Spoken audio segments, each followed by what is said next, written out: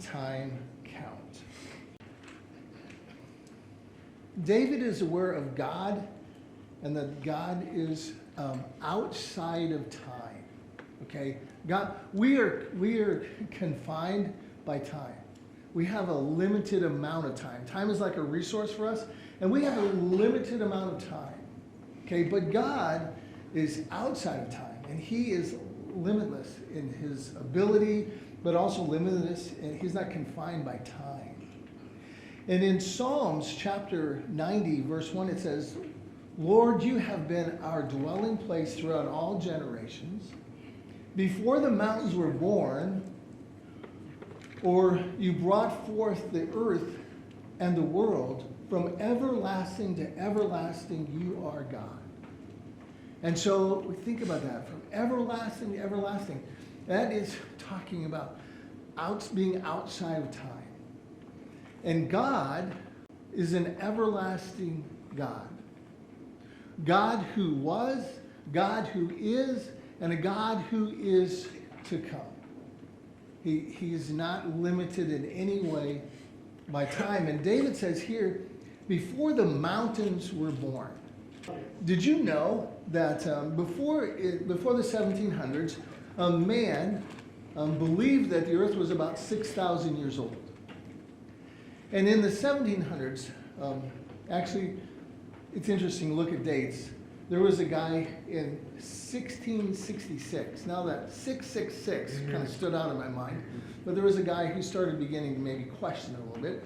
But in the 1700s, there was a man by the name of James Hunton, and he kind of challenged this idea that the world is only 6,000 years old. Now, the idea of 6,000 years was based on the Bible. Well, this guy, he was looking at rocks one day, and he come up with this theory. They have a really big word for it. I'm not even going to go there. I didn't even write it in my notes, okay? You can go, James Hutton, you can go look up his idea. But he said this, the present is the key to the past, meaning what is happening today also happened in the past. And so as he's looking at rocks and he's looking at the layers of the rocks, he decided it took 1,000,000 years for this layer to be formed and 1,000,000 years for that layer to be formed. So he decided the earth is millions of years old because, and what is his basis? His basis was on the fact that he doesn't see today how any of the sediments are built up very quickly. So he summarized and believed it takes millions of years for sediments to be formed. And so therefore the earth, now it doesn't really matter so much because what, God is outside of time, and what does the scripture say? That for one day with God is like 1,000 years in our time. So what does it really matter, except for what doesn't matter is it kind of throws off creation. And we have learned, and a lot of scientists today have learned because of Mount St. Helens, and in one weekend, the surface of the earth there changed drastically. There were sediments built up over a weekend. There were new coal formations in a weekend. It didn't take millions of years. And so then when you think about what probably Mr. Hutton tried to not think about was the flood. If you don't believe in God and you try to develop your theory away from God and around God, and you discount what God can do, God changed the face of the earth in 40 days. Amen. In the flood. So it doesn't take millions of years to change the face of the earth, not when God's involved. And so when you think about that, God is from everlasting to everlasting. And as we sit here and we look at the earth and the beauty of the earth and how it was formed, most of what we see formed, it was because of the flood and all that happened during that period of time in 40 days. So a lot of scientists even today are going back to this, the earth is only around 6,000 years old. And they can be confident in that because they know the effects the flood had on the surface of the earth. And who was behind that? God. And so the God who was, and the God who is, and the God who will be. That's the God that someday we will face. David goes on here in Psalms 90, verses 3 through 6. He says this, you turn men back to dust. After we talk about, God is forever, he's reminding us, the writer, that our time is limited. Returning to dust, the sons of men. For 1,000 years in your sight are like a day that has just gone by, or like a watch in the night. You sweep men away in the sleep of death.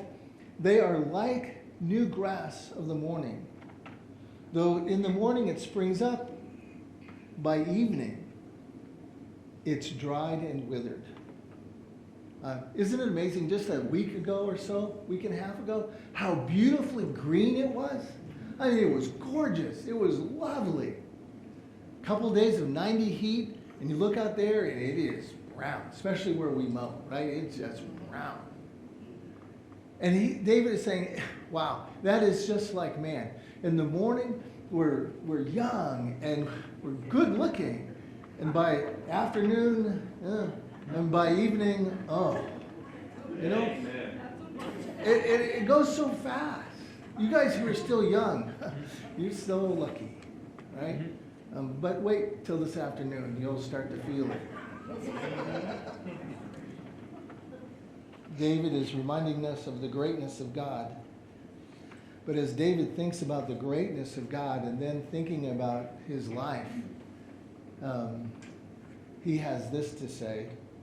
We are consumed by your anger and terrified by your indignation. You have set our iniquities before you, our secret sins in the light of your presence. All our days pass away under your wrath.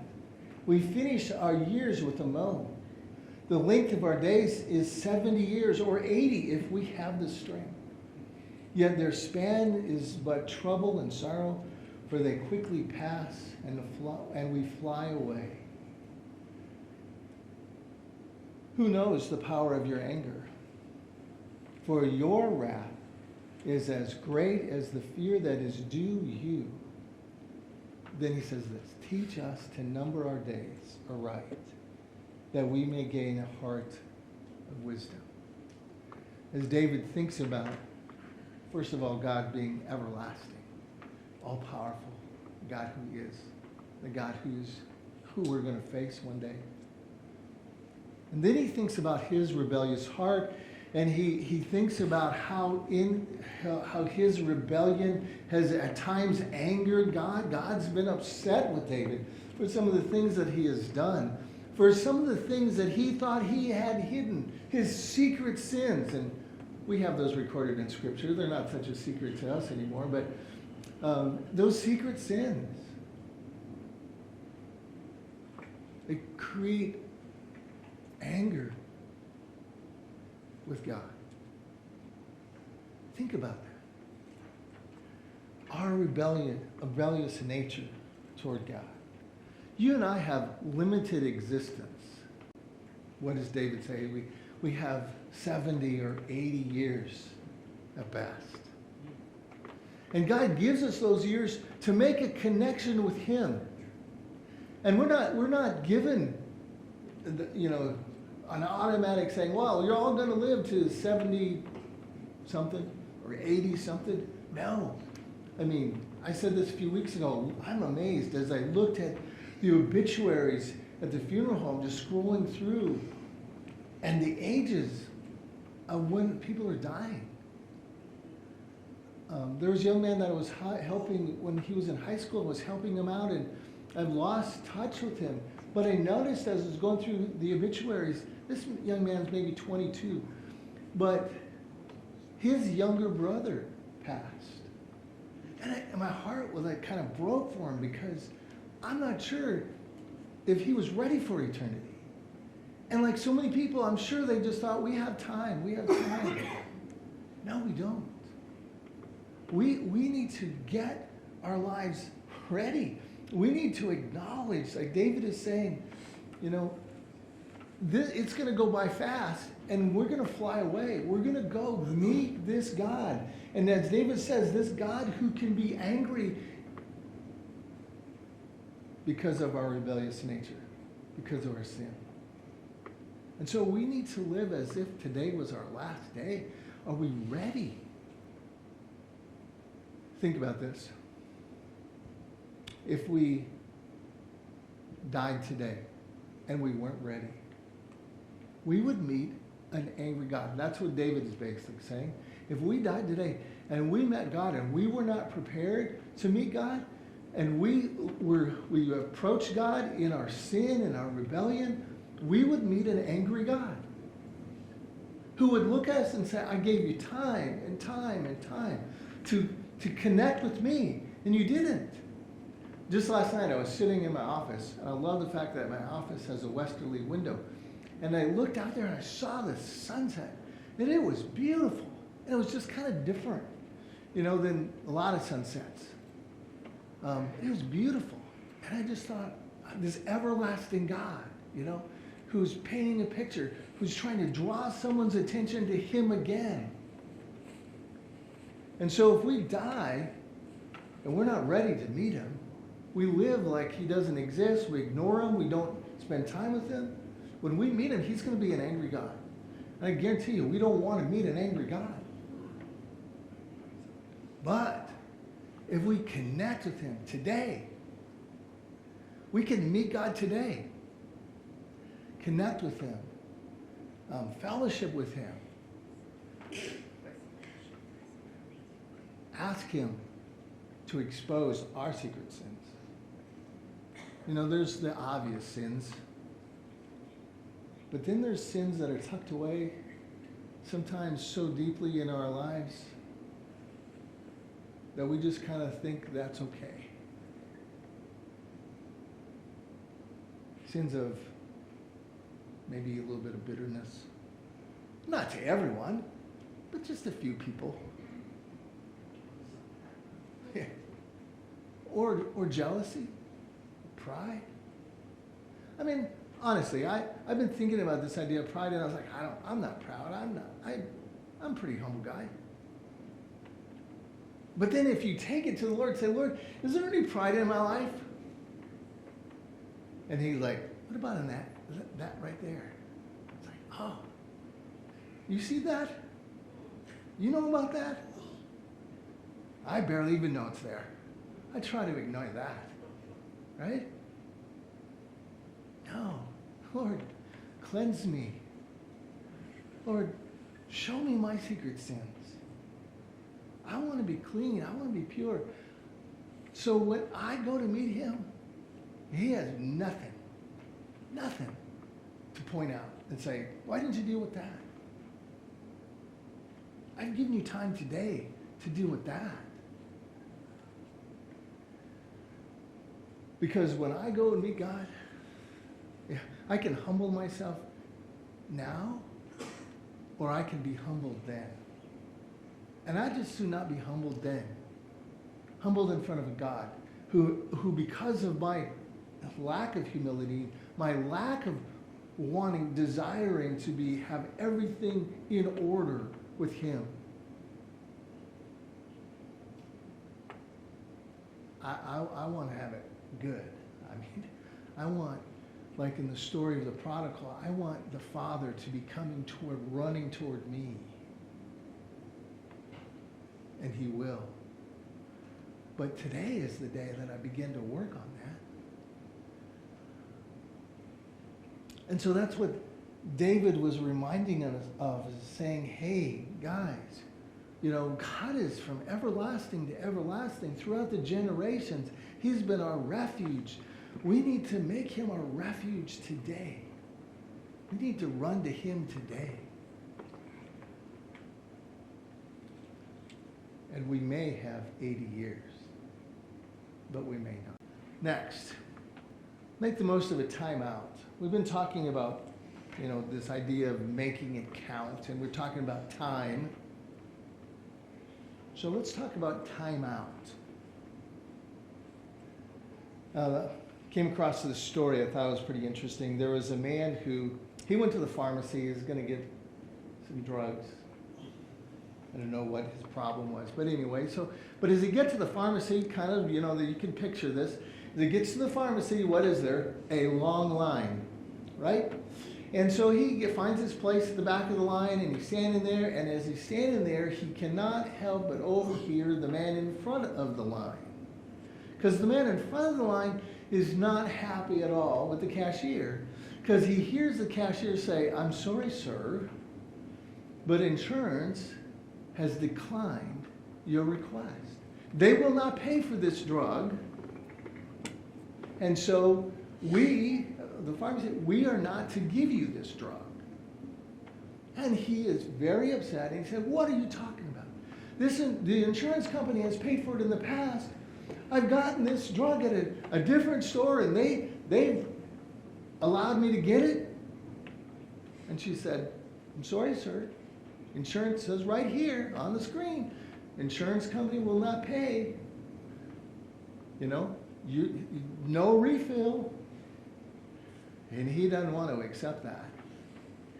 And he's upset and he's mad and he's saying, "What are you talking about? You don't know what you're doing." And she says, "I do know what I'm doing. I can read what it says. And it says, do not refill." "Well, the doctor says I need this drug." "Well, you needed this drug, and now apparently you don't. No refill." "Oh," he said, "I want to speak to someone else." "Sorry, sir, there's no one else here to speak to." And then she pulls a fast one, and she looks around him and says, "Are you next?"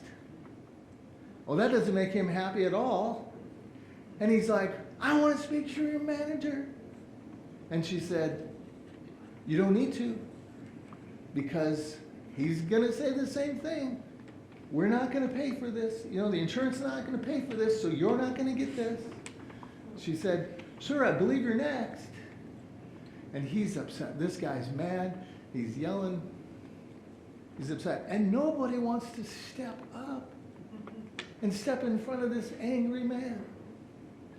And so finally, the pharmacist comes out from around his counter, and he's going like this. You know what this stands for? Time out. And he says to this man, he said, "Sir," he said, "let's take a time out here. Let's cool off a little bit, and let's see how we can work this out." Okay? Time out. There are times in our life we all need a timeout. Timeout means different things to different age groups and in different situations. Timeout for a toddler means they have been bad and need to think about their actions. So put them in timeout, right? Ever been put in timeout? I see those hands. No, I was kidding. Timeout for an athlete means we're going to stop the game for a few seconds. Somebody needs help. Somebody needs a quick strategy session. Someone needs to catch their breath. Timeout. Sometimes refs take a timeout just to try to figure out what just happened. Isn't that fun when they do that? Timeouts are needed for evaluation, course correction, strategizing, or preparing, and rest. There are times when we all need a timeout. Think about our world, okay? Farmers, they kind of get a timeout during the middle of the winter when nothing will grow, right? That's their kind of timeout. That's when they go to Jamaica, right?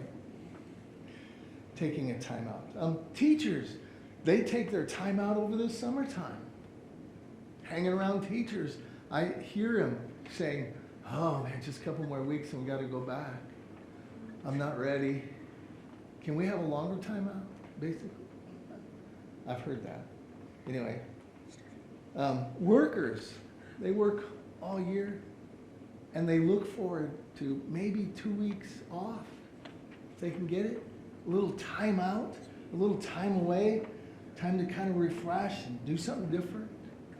Timeouts.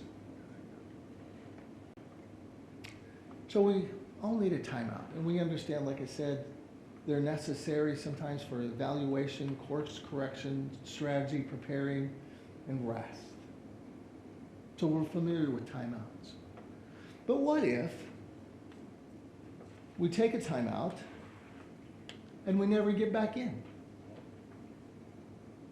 What if the timeout session never ended and nobody went back to work? You told the little Susie to sit in the corner and take a timeout. And you went back to her little corner and she said, Daddy, I like it here in the corner. I don't think I'm going to leave. Girls have a goat. Or, so after a long summer, the kids show up for school, but the teacher said, nah, we're still enjoying summer. We're going to keep on staying in our timeout. Or if the North, the football team, North, the Sentinels, you guys aware of that? I picked them because they're on the north side of town. I can talk to them, talk about them. Right? What if they take a timeout, and after the timeout, they strategize and their quarterback is sitting on the bench, and as they get up to go out to the field again, the quarterback says, I like being here on the bench. You guys go ahead. When I get ready to, I'll be back out there. That ain't gonna work, right? Time, I don't know about you, but time flies. But the truth, it seems that we are addicted to being busy. Really busy. And I know sometimes you talk to me and it's like, oh, Pastor, you're so busy. You know why you say, Pastor, you're so busy? Is because you've heard me talk about my busyness, right? Busy, busy, busy. We're all so busy, busy, busy, busy. But we're almost like addicted to our busyness. There are times when, we say, I don't have a moment in my day to add anything. And then we find, well, I'll just say, sometimes I find myself frittering away a half an hour on Facebook. Or I listen to some news story, right? Because it comes up on my phone or ding notification. Like, whoa, what's this? Or suddenly, my day is really busy, but suddenly a crisis comes up, and I stop everything and I manage that crisis. And it just seems that life gets busier and busier. The truth is that we can always find time when not doing so will produce a consequence we don't want to deal with.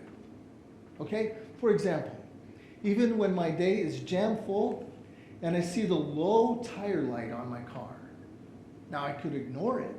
The consequence was probably to have to buy new tires. Or I could pay attention to that low tire light, and I could swing by a gas station and check the air in my tires. And hopefully it's not so low that by the time I get there, I don't have a ruined tire, right? Or I'm speeding off because I don't want to be late for an appointment, and suddenly I see lights behind me. I stop and ask the man what he wants, right? Because you don't want to deal with the consequences. And no, I haven't been stopped in a while. But anyway. But it happens. There are times when we say, oh, we're so busy. But then there are times when, because of the consequences, we don't. But think about that. What are the things that we are kind of in a fantasy world about in our life? Things that we should be doing that we're not doing, but we ignore them because we don't think the consequences will be that bad. And we lie to ourselves. And so we neglect things in our lives. We don't stop and fix some things. Speaking of fixing some things, this little wire back here broke this morning when I was putting it on, so I got it duct taped back there. Because I didn't want the consequence of yelling at you. I could, anyway. The truth is, it's not about how much time we have. It's about what we decide to do with the time that we have. What are you going to do with the time that you have. Some of us sometimes, and I've done this, it's just like, okay, it's another week, and I don't plan very well, and I just do whatever the week unfolds, right? And in sometimes doing that, I miss things, important things. Because I get busy and I'm addicted to busy, I miss my devotion time, I miss my prayer time. Sometimes I miss connecting with the people that the Lord maybe wants me to connect with, kind of nudges and say, hey, I want you to call this person. And you just, oh, I will, yeah, I will, but I'm busy. And then we find ways to use our time that probably wasn't even as important as what the Lord wanted for us to do. In order for us to get better control on our time, to be the person who God wants us to be, we need to learn how to face the truth. And there are some things we're telling ourselves that is not true. And one of the phrases that we use a lot is, I'm busy. And God's speaking to you and saying, hey, you haven't spent time with me in a while. I know, but I'm busy. And sometimes, and I've said this to the Lord, oh, but it's summertime, Lord. Do you know how busy it is in the summer? I'm glad he doesn't make it snow at that moment. I'm busy. Stop. Is that really true? Too busy for God? Too busy to carry out what he wants you to carry out? We got to stop telling ourselves, basically, we've got to stop lying to ourselves sometimes, and we need to make the most of our time. And making the most of our time is making sure we're connecting with the Lord and with what he wants us to accomplish and what he wants us to do.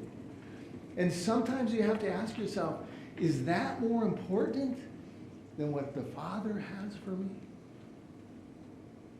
I mean, I know there's just so many things that we have to do, right? And it's like, how am I going to get it all done sometimes? Last night, before I went home, and seriously, I went home kind of late, but before I left, I watered the plants in the front.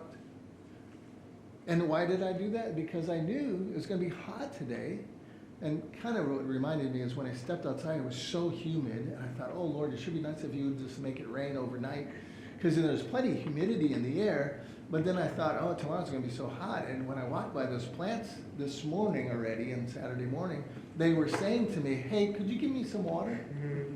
And I said, I'm busy right now, but I'll get back to you. And I don't know, I just felt like at that moment I needed to do that. But all of you have so many things that you constantly are pulling at your attention. And they may seem minor, you know what I mean? But are they the most important? Is that really what God wants you to do with your time? Make the most, sometimes, of a time out or a time in. Sorry. We got to make the most of a time out, but we also have to make the most of a time in. We're full time. Are we using our time with this reflection of, Lord, teach me to number my days? Not only my days, but my minutes.